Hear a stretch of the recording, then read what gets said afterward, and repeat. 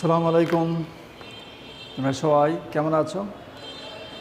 আশা করছি সবাই ভালো আছো। তো আজকে বরাবরের মতো তোমাদের সম্মুখে ভার্চুয়ালি উপস্থিত হয়েছি। তোমাদের এই প্রিয় স্কুলের শিক্ষকগণ প্রত্যেকেই তাদের নির্ধারিত ক্লাসগুলি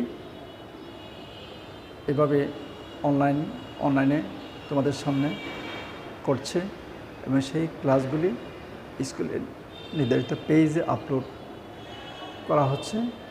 তোমরা যেখানে খুশি সেখানে যখন সময় তখন বা ইচ্ছে করলে যে কোনো ডিভাইসে, মোবাইল, ল্যাপটপ বা কম্পিউটারে তোমরা এগুলো দেখতে পারছো।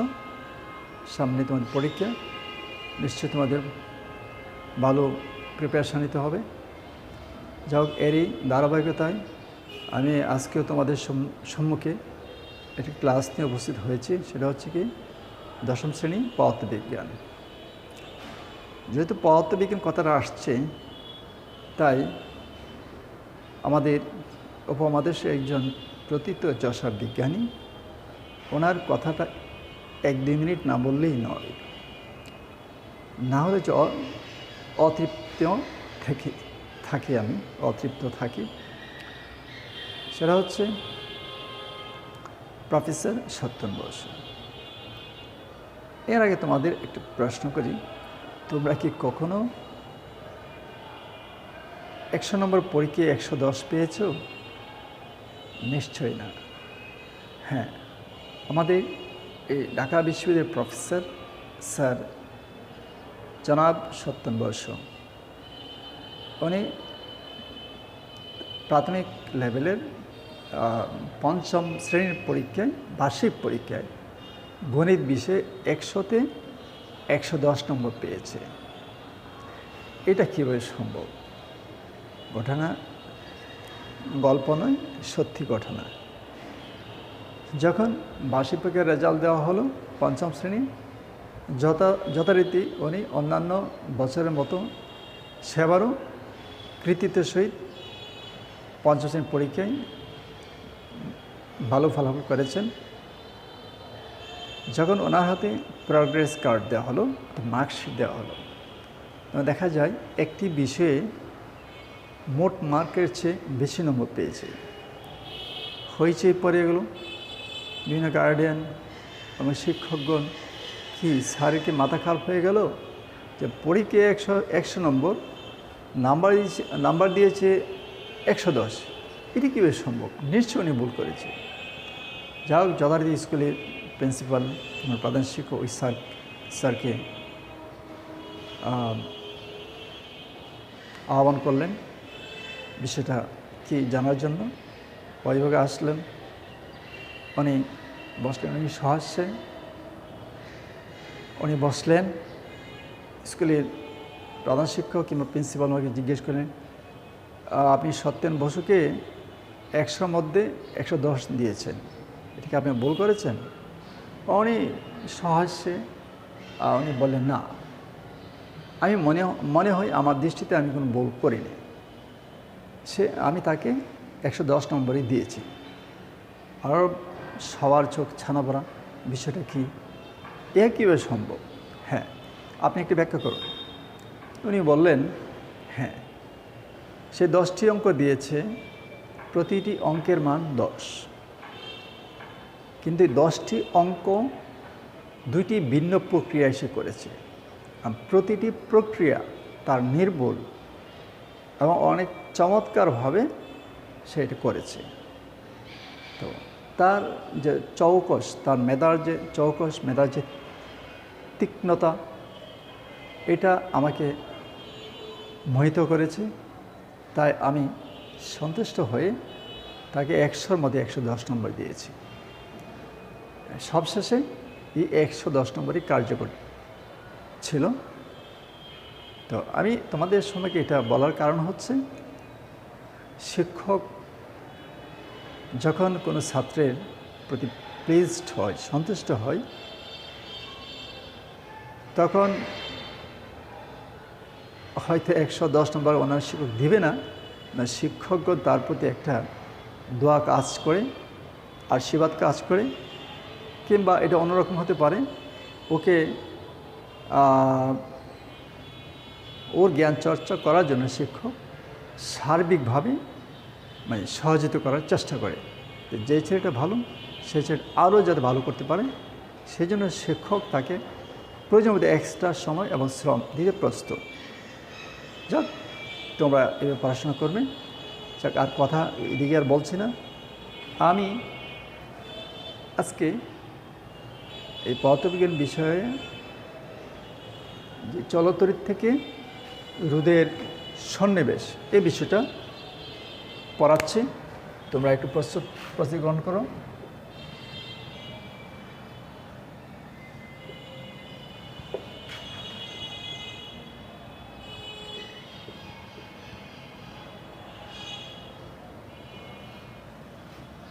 রোদের সন্নিবেশ আমরা বিভিন্ন সময় একাধিক রোধকে একত্রে ব্যবহার করে থাকি। এই একাধিক রোধকে একত্রে ব্যবহার করাকে বলা হয় রোদের সন্নিবেশ। এই রোদের সন্নিবেশ কয় প্রকার? দুই প্রকার। এটা হলো শ্রেণী সন্নিবেশ, একটা হচ্ছে কি সমান্তরাল সন্নিবেশ।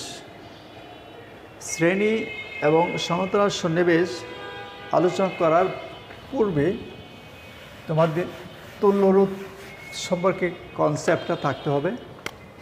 তুল্যরোধটা কি?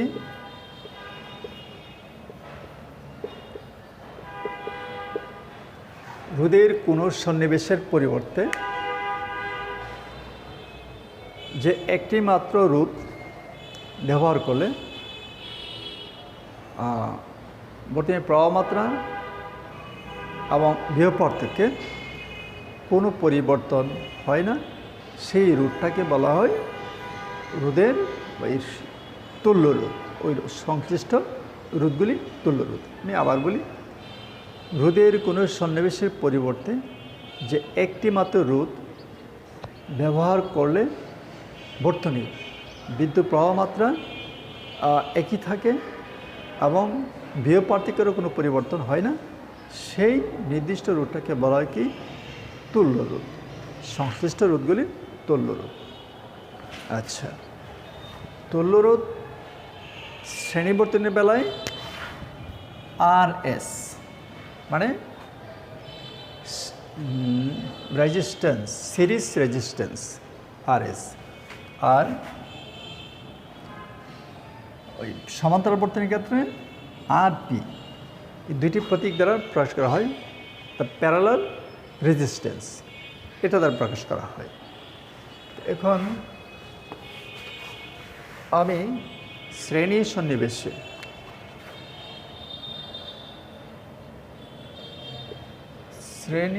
সন্নিবেশে তুল্যরোধ আমরা আলোচনা করব। এক্ষেত্রে আমি আগে চিত্র আঁকি।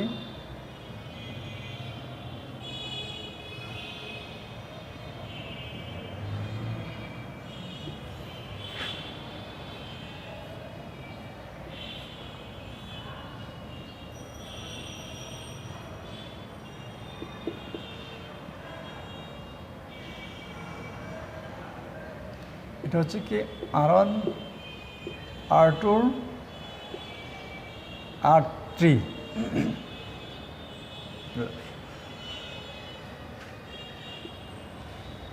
চিত্রে R1 এবং R1 R2 R3 শ্রেণীর সন্নিবেশে সংযুক্ত আছে। রোধগুলো পর্যায়ক্রমে একটির সাথে অন্যটি সংযুক্ত আছে এবং প্রত্যেকটি রোধের মধ্যে দিয়ে একই মানে তৈরি প্রবাহ I প্রবাহিত হচ্ছে। তাহলে এবার আমরা এই কী করব? এটার তুল্যরোধ আমরা নির্ণয় করব। এখন ওহমের সূত্র অনুসারে R1 রোধের দুই প্রান্তে বিভব পার্থক্য যদি V1 হয়, R1 রোধের দুই প্রান্তে বিভব পার্থক্য যদি কী হয়? V1 হয়, R1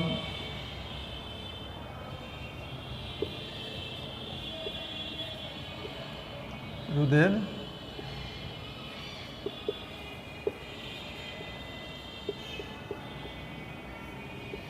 দুই প্রান্তের বিভব পার্থক্য V1 সংখ্যক কত হবে I R1 R2 রোধের দুই প্রান্তের বিভব পার্থক্য কী হবে V2 সমান I R2 R3 রোধের দুই প্রান্তের বিভব পার্থক্য কী হবে V3 I R3 এটা আচ্ছা এখন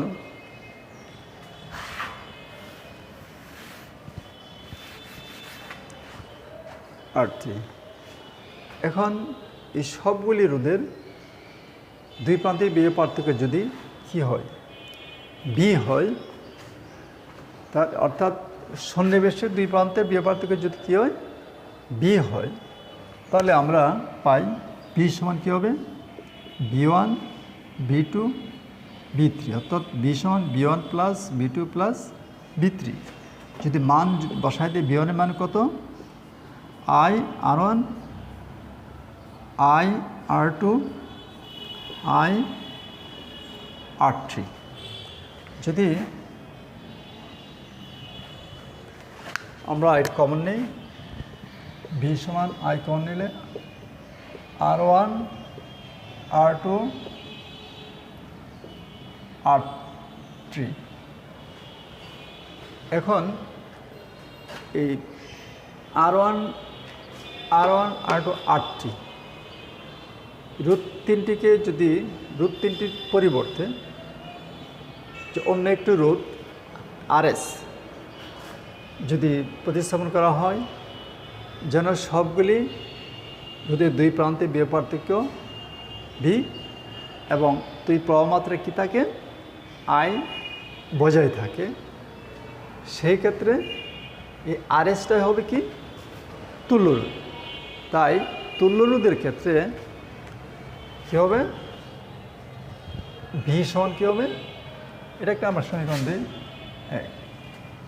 V সমান কত হবে I RS এখন এটা একটা সমীকরণ 2 আমরা এইটা এটা হলো V এটা হবে আচ্ছা এটা দুইটাই বিভব পার্থক্য সমান সমীকরণ দুটিকে যদি আমি কম্পেয়ার করি তাহলে কি হবে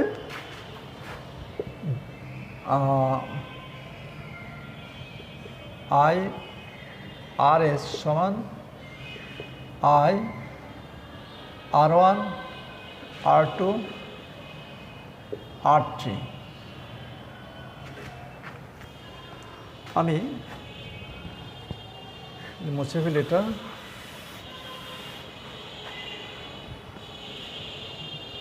ওই পক্ষ থেকে যদি ওই পক্ষকে আই দ্বারা ভাগ করে দিলে কী হবে RS কী হবে R1 R2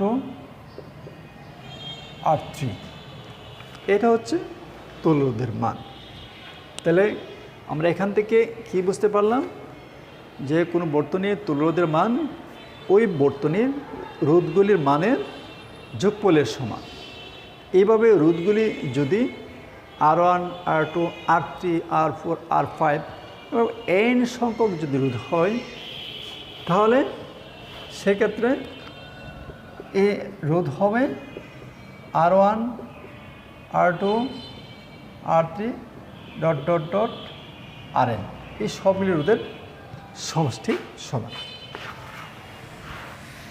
তো এটা হচ্ছে বর্তনীর এই তুল্য রোধের সাথে সংশ্লিষ্ট রোধগুলির সম্পর্ক এটা এখন কোনো বর্তনীর রোধগুলির পরিমাণ যদি জানা থাকে তা আমরা সহজে এই সূত্র প্রয়োগ করে টোটাল রোধ অর্থাৎ তুল্য রোধ আমরা বের করতে পারি তো আমরা নেক্সট চলে যাই কি সমান্তরাল সন্নিবেশ আচ্ছা সমান্তরাল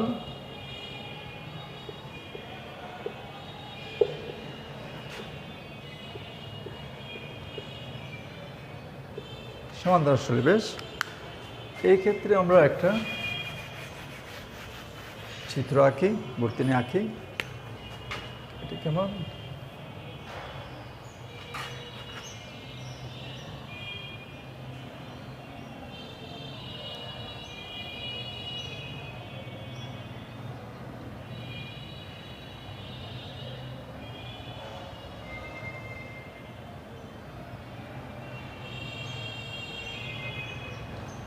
এটাকে R1 R2 R3 এ বিন্দু, এটা হলো বি বিন্দু।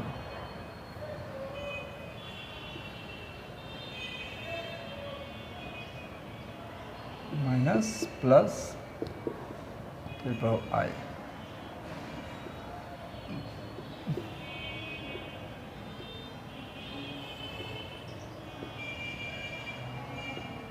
আচ্ছা, এখানে সমান্তরাল সন্নিবেশ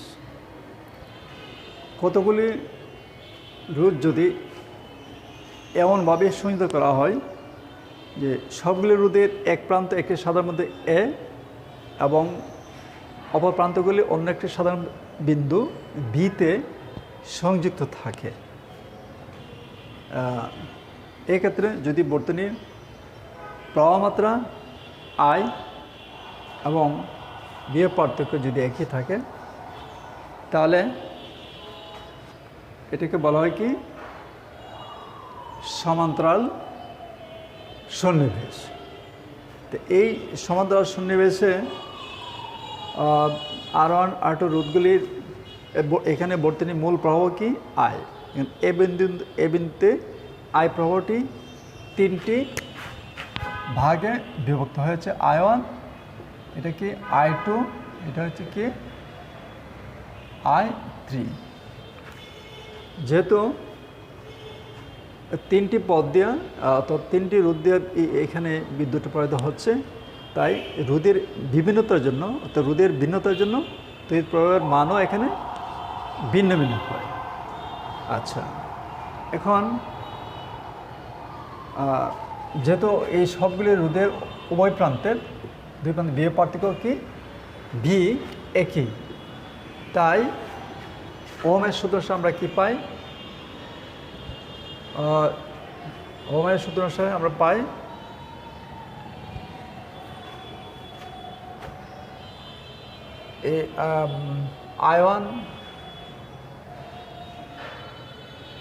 I1 সমান কি হবে? V by R1। R I2 সমান কি হবে? V by R2। I3 V by R3। আচ্ছা, এখন যদি বর্তনীর তুল্য রোধ, আচ্ছা যেহেতু মূল প্রবাহ আইটা তো এখানে তিনটা ভাগে বিভক্ত হয়েছে, এখানে পুনরায় আবার সেম মূল প্রবাহতে ফিরে আসছে এখানে আই। তো অর্থাৎ এখানেও আই, তো মূল প্রবাহ আই সমান এখানে কি I1 প্লাস I2 I3, তিনটে ভিন্ন ভিন্ন প্রবাহের সমষ্টি এই মূল প্রবাহ আয়ের সমান। আমরা যে মানটা যদি বসায় দিই I1 সমান কত? ভি বাই R1, I2 হইল ভি বাই R2, I3 হইল ভি বাই R3। তো ভিটা কমন নিলে কী হবে? 1 by R1, 1 by R2, 1 by R3।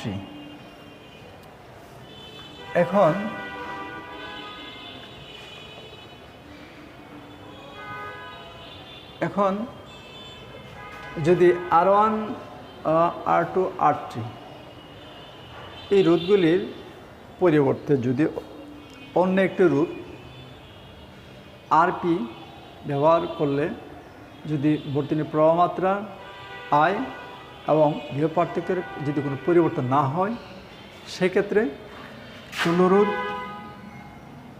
যদি RP হয় তাহলে ওহমের সূত্র আমরা কী পাবো?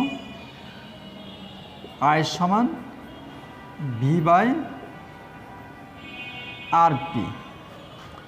তাহলে এটা যদি আমরা সমীকরণ 3 দিই, এই যে সমীকরণ কি 4 দিই, 3 এবং 4 যদি আমরা কম্পেয়ার করি তাহলে কি পাবো? আমি এটা এখানে লিখি না, কি পাবো? ভি বাই আর পি সমান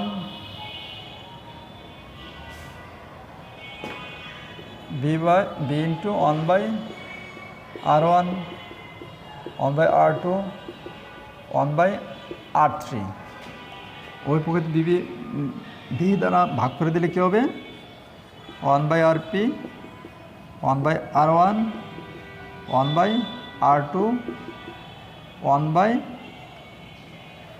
আর থ্রি। তো এটা হচ্ছে সমান্তরাল সন্নিবেশে তুল্যরোধের মান R P, 1 by R P সমান 1 by R one plus 1 by R two বা 1 বাই আর থ্রি। অর্থাৎ রোধগুলির বিপরীত রাশির মানের সমষ্টি তুল্যরোধের বিপরীত রাশির মানের সমান, বিপরীত মানে 1 by R one, 1 by R two. এটা কি আর ওয়ানের বিপরীত রাশি কি 1 by R one, R two বিপরীত রাশি কি 1 বাই আর টু। একইভাবে আর থ্রি বিপরীত রাশি হচ্ছে 1 বাই আর থ্রি। তো এভাবে রোধগুলির বিপরীত রাশি মানের সমষ্টি হচ্ছে তুল্য রোধের বিপরীত রাশির মানের সমান। তো একই প্রক্রিয়ায় যদি এভাবে রোধ সংখ্যা আরও বেশি হয়, R one, R two, R three dot dot dot R N হয়, তাহলে কি এই প্রক্রিয়ায় কী হবে? R one 1 by R two, 1 by R three, এভাবে চলবে 1 বাই আর এন, এই বড় হবে। তাহলে তোমরা সমান্তরাল সন্নিবেশ এবং শ্রেণী সন্নিবেশের তুল্যরোধের যে সম্পর্ক, সংশ্লিষ্ট রোধগুলির সাথে যে সম্পর্ক আছে সেটা তোমরা বুঝতে পারছো। আচ্ছা, এখন যদি তোমাকে একটি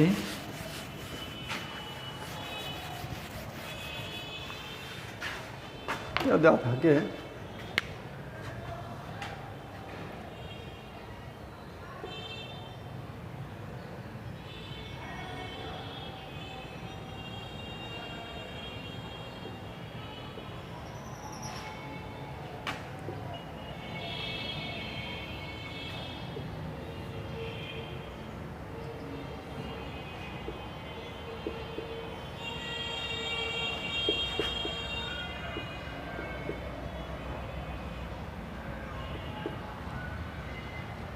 ভোল্ট 10 ওহম, 10 ওহম, 10 ওহম দিলাম 5.4 দিলাম,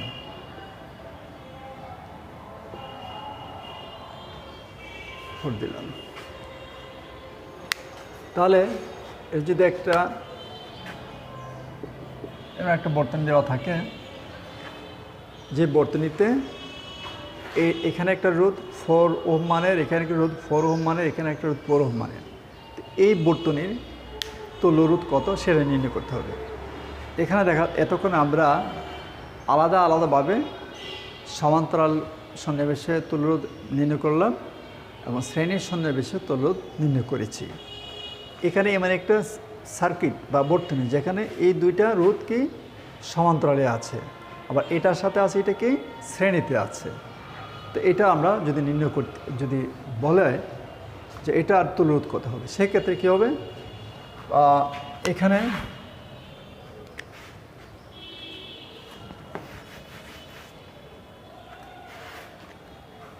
এখানে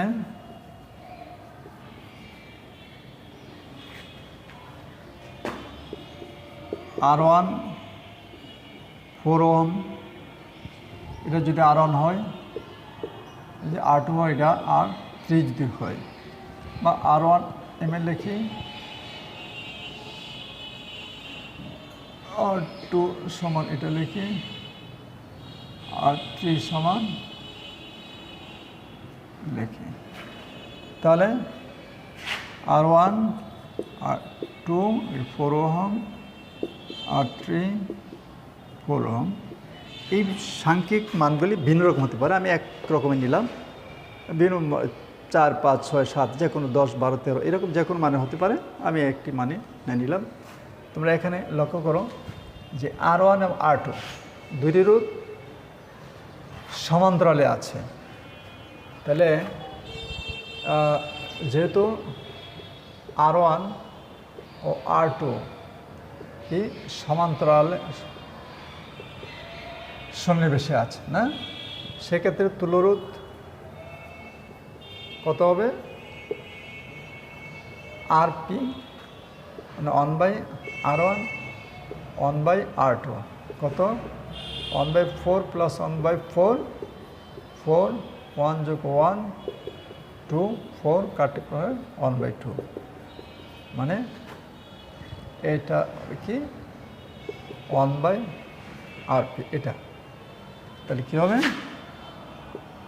বা 1/RP এটা হবে, বা RP সমান কত হবে? উল্টে ফেললে 2। তাহলে তুল্যরোধ কত আমরা পাচ্ছি? এত ওহম। এখানে ওহম দিতে পারো, একসাথে দিতে পারো।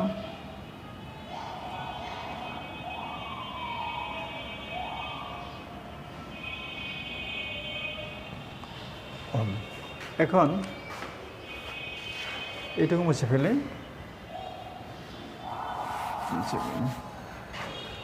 তো দেখা যাচ্ছে এটা তো আরপি পেলাম। আরপি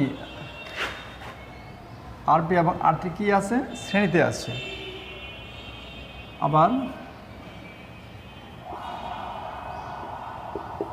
RP ও R3 শ্রেণীতে সংযুক্ত, ফলে এই ক্ষেত্রে তুল্যরোধ, এই ক্ষেত্রে তুল্যরোধ